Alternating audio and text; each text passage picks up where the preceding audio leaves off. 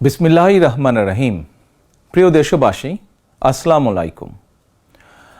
গণহত্যাকারী হাসিনার পলায়নের মধ্যে দিয়ে 15 বছরের ফ্যাসিবাদী শাসনের অবসানের পথ উন্মুক্ত হয়েছে। তাই দেশে জবাবদিহিমূলক গণতন্ত্র প্রতিষ্ঠার এখনই শ্রেষ্ঠ সময়। লাঞ্ছিত, বঞ্চিত, অধিকারহারা মানুষ একটি স্বাধীন, নিরাপদ এবং মর্যাদাকর জীবনের প্রত্যাশায় উন্মুখ হয়ে রয়েছেন। জনপ্রত্যাশা পূরণের জন্য একটি নিরাপদ এবং মানবিক বাংলাদেশ গড়ার এখনই শ্রেষ্ঠ সময়।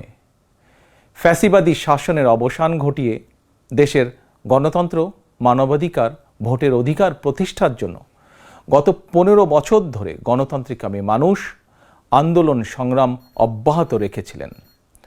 আন্দোলন করার সময়, আন্দোলনরত অবস্থায় এই সময় অসংখ্য মানুষ গুম হয়েছেন, অসংখ্য মানুষ হয়েছেন খুন, অপহৃত হয়েছেন বহু মানুষ, অনেকে চিরতরে হয়েছেন পঙ্গু। আন্দোলন সংগ্রামের ধারাবাহিকতায় শেষ পর্যন্ত ছাত্র জনতার ঐতিহাসিক গণ অভ্যুত্থানে গণহত্যাকারী হাসিনা দেশ ছেড়ে পালিয়ে যেতে বাধ্য হয়েছে। প্রিয় দেশবাসী, ঐতিহাসিক গণ অভ্যুত্থানের সাফল্য ও উদ্দেশ্য নস্যাৎ করে দিতে সুপরিকল্পিতভাবে চলছে ষড়যন্ত্র, এবং এই ষড়যন্ত্রের অংশ হিসাবেই একটি ধর্মীয় জনগোষ্ঠীর উপরে পরিকল্পিত হামলার ছক কষে দেশে একটি অস্থিতিশীলতার সৃষ্টির অপচেষ্টা চালানো হয়েছিল। তবে হাসিনা পতন আন্দোলনের পক্ষের শক্তি এবং অন্তর্বর্তী সরকারের সময়োচিত পদক্ষেপের কারণে বিতাড়িত অপশক্তির পরিস্থিতির অবনতি ঘটাতে ব্যর্থ হয়েছে। কিন্তু তারপরেও তাদের ষড়যন্ত্র থেমে নেই। কিন্তু গণ অভ্যুত্থানে চেতনা ও লক্ষ্য সুসংহত করতে হলে বিতাড়িত গণবিরোধী শক্তিকে আইনের মুখোমুখি করার পাশাপাশি জনগণের রাজনৈতিক এবং অর্থনৈতিক ক্ষমতায়ন অত্যন্ত জরুরি। জনগণের রাজনৈতিক ক্ষমতায়নের প্রধান হাতিয়ার হচ্ছে প্রতিটি নাগরিকের ভোট প্রয়োগের অধিকারকে নিশ্চিত করা যে কোনো মূল্যে। প্রিয় দেশবাসী, ক্ষমতার পরিবর্তন মানেই আমার কাছে শুধু রাষ্ট্র ক্ষমতার হাতবোতল নয়।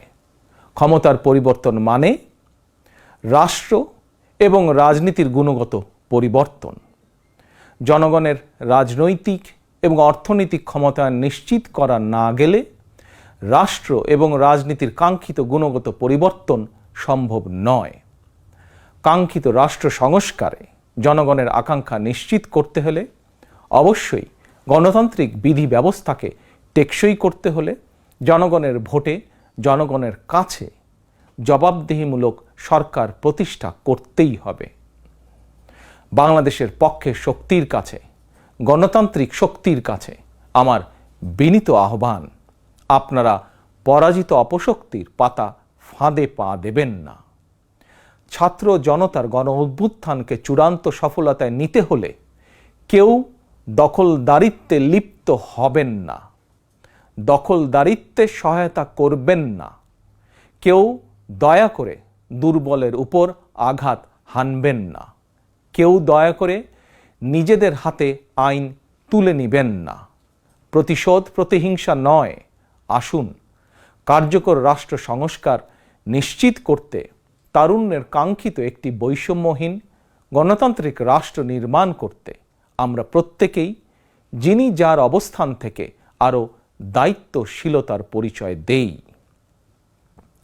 প্রিয় দেশবাসী, ভাই ও বোনেরা, ছাত্র জনতার গণ অভ্যুত্থানে বিশ্ববিদ্যালয়ের ছাত্র শহীদ আবু সাইদ, মাহফুজুর রহমান মুগ্ধ, কলেজ ছাত্র ওয়াসিম আকরাম, মাদ্রাসা ছাত্র আবদুল্লাহ আল মামুন, স্কুল ছাত্র রিফাত হোসেন, 60 বছর বয়সী একজন মা মায়া ইসলাম, 6 বছর বয়সী শিশু রিয়া গোপ, কিশোরী ছাত্রী নাইমা সুলতানা, কুমিল্লার আইনজীবী আবুল কালাম, চুয়াডাঙ্গার রাজমিস্ত্রি উজ্জ্বল হোসেন, নোয়াখালীর দোকান কর্মচারী আসিফ, বরগুনার ওষুধ কোম্পানির সেলসম্যান আল আমিনের মতন বিভিন্ন শ্রেণী পেশার হাজারো মানুষ শহীদ হয়েছেন।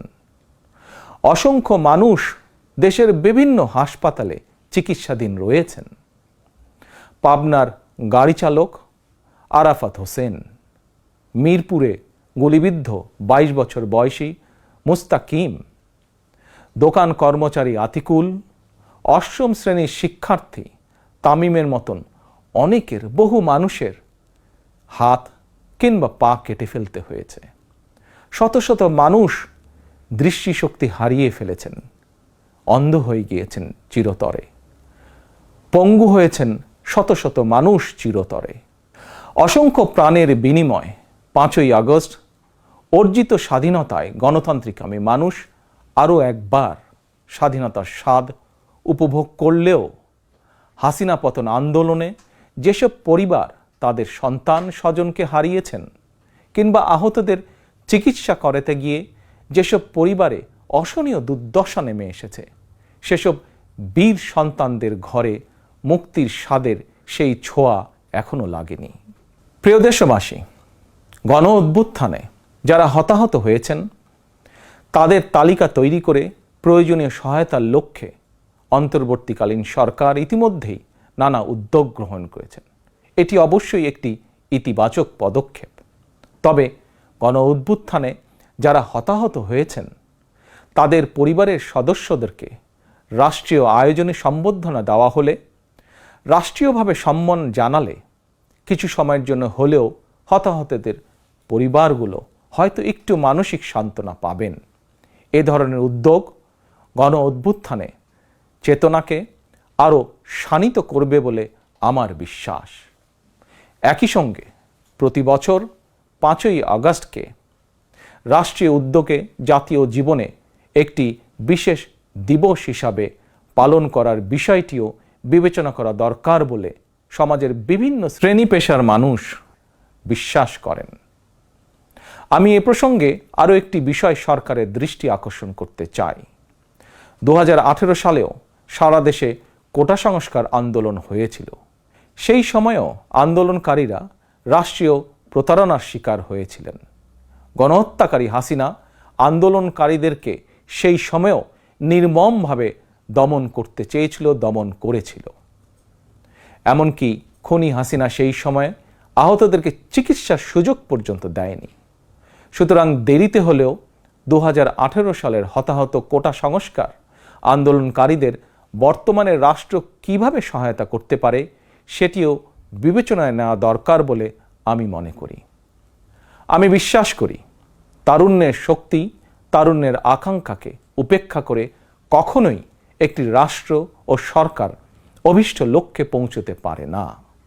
প্রিয় দেশবাসী, এবার আমি বিশেষ করে প্রিন্ট এবং ইলেকট্রনিক মিডিয়ার সংশ্লিষ্টদের দৃষ্টি আকর্ষণ করে দুটি কথা বলতে চাই। গণহত্যাকারী হাসিনা সারা দেশের সংবাদপত্রের স্বাধীনতা কেড়ে নিয়েছিল। সংবাদপত্রের স্বাধীনতা হরণকারী হাসিনা পালিয়েছে জনগণের অভ্যুত্থানে। জনগণের প্রত্যাশা, আপনারা আপনাদের যার যার সংবাদপত্রে নির্ভয়ে এই শব্দটি লিখবেন, হাসিনা পালিয়েছে। হাসিনা পালিয়েছে শব্দটির পরিবর্তে কোনো গণমাধ্যম যদি ভিন্ন শব্দ প্রয়োগের অপকৌশল নেন, সেটি জনগণের কাছে আপনাদের বিবেকের স্বাধীনতাকেই প্রশ্নবিদ্ধ করবে। আপনাদের প্রতি আমার বিনীত আহ্বান, গত 15 বছরে যেই সকল পরিবারের মানুষগুলো গুম, খুন, অপহরণের শিকার হয়েছেন, ছাত্র জনতার বিপ্লবে হাজারো মানুষ যারা শহীদ হয়েছেন, আহত হয়েছেন, তাদের এবং তাদের পরিবারের দুঃখ দুর্দশার কথাগুলো আপনারা আপনাদের সংবাদ মাধ্যমে তুলে ধরবেন। সাগররুনি হত্যা মামলার তদন্ত এক যুগেও কেন শেষ হলো না, সেই প্রশ্ন আপনারা আপনাদের মাধ্যমে তুলে ধরবেন। জনগণ আপনাদের কাছ থেকে আয়নাঘর নিয়ে অনুসন্ধানী রিপোর্ট দেখতে চায়। হাসিনা দেশটাকে লুটেরার রাষ্ট্রে পরিণত করেছিল। জনগণ দুর্নীতির সেই সব চিত্র প্রতিদিন আপনাদের সংবাদপত্রে, গণমাধ্যমগুলোতে দেখতে চায়। গণহত্যাকারী খনি হাসিনা প্রতিবার কিভাবে জনগণের ভোটকে ডাকাতি করে নিয়ে গিয়েছিল, গণমাধ্যমে প্রতিদিন সেই সব চিত্র তুলে ধরে বিশেষ অনুষ্ঠান প্রচারের আহ্বান জানাই আপনাদেরকে। গণমাধ্যমে হাসিনার অপকর্ম ফ্রেমবন্দি থাকলে ভবিষ্যতে আর কেউ হাসিনার মতন ভোট ডাকাতি, গণহত্যায় লিপ্ত হতে সাহস করবে না, যা বাংলাদেশের ভবিষ্যৎ গণতন্ত্রের ভিতকে মজবুত করবে এবং ক্ষমতাসীনদেরকে স্বৈরাচারী আচরণ থেকে বিরত থাকতেও বাধ্য করবে। এবার আমি সারা দেশে বিএনপি এবং এর অঙ্গ ও সহযোগী সংগঠনের সর্বস্তরের নেতা, কর্মী, সমর্থক, শুভাকাঙ্ক্ষীদের প্রতি আহ্বান জানিয়ে বলতে চাই, রাষ্ট্র সংস্কারের পথ ধরে অন্তর্বর্তীকালীন সরকার যথাসময়ে জাতীয় নির্বাচনের তারিখ ঘোষণা করবে। সেই নির্বাচনে জনগণের রায় পেতে জনগণের মন জয় করুন। জনগণের বিশ্বাস, আস্থা এবং ভালোবাসা অর্জন করুন। জনগণের সুখে দুঃখে জনগণের সঙ্গে থাকুন, পাশে থাকুন, জনগণকে সঙ্গে রাখুন।